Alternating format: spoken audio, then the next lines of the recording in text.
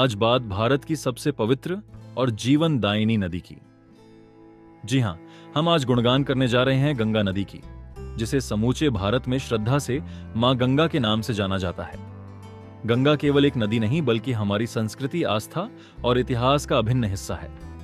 गंगा की शुरुआत होती है हिमालय पर्वत की गोद में उत्तराखंड के गंगोत्री ग्लेशियर से। इसे भागीरथी कहते हैं, जो बाद में अलकनंदा नदी से मिलकर देवप्रयाग में गंगा बन जाती है। मान्यता है कि गंगा मैया राजा भगीरथ की घोर तपस्या के बाद ही धरती पर अवतरित हुई थी, ताकि उनके पूर्वजों को मोक्ष प्राप्त हो सके। गंगा नदी 2525 किलोमीटर की यात्रा करते हुए पहाड़ों से मैदानों तक और फिर बंगाल की खाड़ी में समा जाती है। गंगा सिर्फ पानी का ही जरिया नहीं है, बल्कि ये करोड़ों लोगों की लाइफलाइन है। पीने का पानी, खेती और रोजगार तो गंगा रिवर से जुड़े ही हैं। साथ ही इसका धार्मिक महत्व तो अद्भुत है। हर वर्ष लाखों श्रद्धालु गंगा में डुबकी लगाने आते हैं, खासकर हरिद्वार, योगनगरी, ऋषिकेश, प्रयागराज और वाराणसी जैसे तीर्थ स्थलों पर। मान्यता है कि गंगा जल से पाप धुल जाते हैं। गंगा आरती जैसे आयोजन गंगा के महत्व को और बढ़ा देते हैं। गंगा आरती में हर दिन हजारों श्रद्धालु भाग लेकर इसके धार्मिक महत्व के साक्षी बनते हैं। कुंभ मेले में गंगा किनारे लाखों श्रद्धालु बड़ी आस्था से डुबकी लगाकर अपने आप को धन्य समझते हैं। ये बात तो 16 आने सच है कि यदि हम भारत से गंगा को हटा लें तो भारत को भारत कहना मुश्किल हो जाएगा। भारत का सारा इतिहास अधूरा रह जाएगा। न जाने कितने ऋषियों के नाम गुम हो जाएंगे और हमारे सारे तीर्थों की भावना ही खो जाएगी। गंगा के साथ भारत के प्राण प्राचीन समय से ही कमिटेड है। गंगा हमारी आत्मा की प्रतीक हो गई है। हालांकि गंगा से कई अन्य बड़ी और लंबी नदियां भी हैं, किंतु गंगा के पास वो सब कुछ है जो पृथ्वी पर किसी के पास नहीं। गंगा पृथ्वी पर सबसे ज्यादा जीवंत नदी है। किसी भी नदी का पानी यदि आप बोतल में भरकर रख दें, कुछ समय बाद ही उन नदियों का पानी सड़ जाएगा, लेकिन गंगा जी का जल वर्षों रखा रहने पर भी नहीं सड़ेगा। गंगा मैया केमिकली बहुत विशिष्ट है। बंद बोतल में भी वो अपनी स्वच्छता और पवित्रता कायम रखती है। किसी नदी का पानी पूरी पृथ्वी पर ऐसा नहीं है।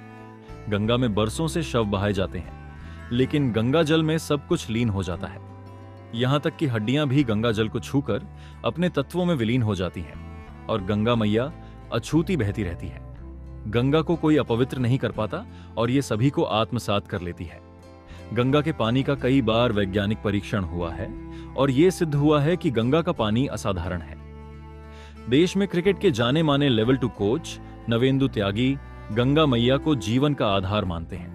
नवेंदु योगनगरी और ऋषिकेश में हर वर्ष उभरते हुए क्रिकेट खिलाड़ियों के लिए strength and conditioning residential camp आयोजित करते हैं। इनका मानना है कि गंगा किनारे की रेत और उस पर पड़ी चट्टानें इन उभरते हुए खिलाड़ियों को कड़ा परिश्रम करने में बहुत मदद करती है। थका देने वाली प्रैक्टिस के बाद ये इमर्जिंग प्लेयर्स गंगा में देर तक स्नान करते हैं। जमकर अभ्यास करने के बाद गंगा मैया में स्नान की सार्थकता बताते हुए नवेंदु त्यागी बताते हैं। तो आइस बाग का तो इफेक्ट है ही है गंगा मैया में, क्योंकि इतना निर्मल जल है। अगर तो जो मेरा रिसर्च है कि 20-23 साल का इधर आने का, तो गंगा मेरी माँ है। जितना मेरा गंगा से लगाव है जीवन में, शायद मेरे को अपनी माँ से भी उतना ही है। तो इसमें मेरा पूरा रिसर्च है। तो इसके अंदर हीलिंग ज़बरदस्त पावर है, ज़बरदस्त। इसके अंदर इतनी निर्मलता है, इतनी शुद्धता है, तो ये हमारे को मन को निर्मल करती है। इसके जो हीलिंग जड़ी बूटियों के ऊपर से पानी से आते हैं, वो जो चोट है, आपका दर्द है, इतना इसको आराम है। और ये हमारे बहुत सारे प्लेयरों के ऊपर इसका इफेक्ट भी आया है। जो इंजर्ड आए यहाँ पे लगातार हमने उन्हें स्नान कराया, स्पेशली घुटनों का दर्द, जॉइंट्स का दर्द। और उससे बड़ा जो तीसरा इफेक्ट आता है वो हमारी बीइंग के ऊपर आता है, हमारे स्पिरिचुअल एस्पेक्ट की बात है। आप कितने परेशान होके आए, कितने मुश्किलात में आए, जैसे हम गंगा मैया में उतरते हैं, इसका अद्भुत एक एनवायरनमेंट है। और माँ के ऊपर से इतनी शक्तियाँ आ रही हैं कि वो आपको अननोइंगली टच करती हैं। अगर आप संवेदनशील हो तो आपको अचानक फील करेंगे कि यार what is happening inside me.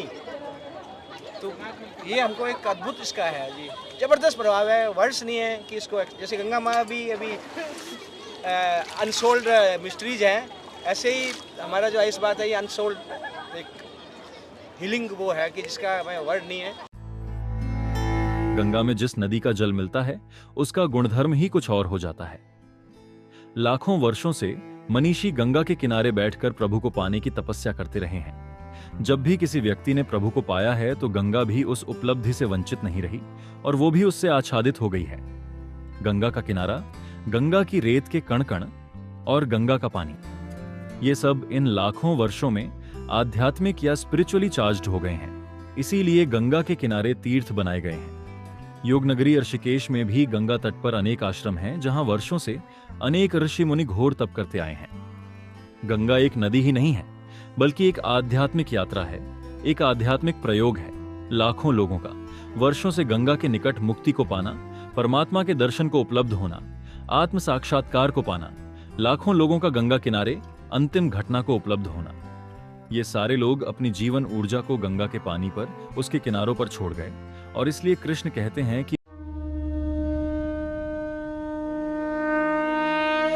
मैं नदियों में गंगा हूं, और हे अर्जुन, सृष्टियों का आदि, अंत और मध्य मैं ही हूं।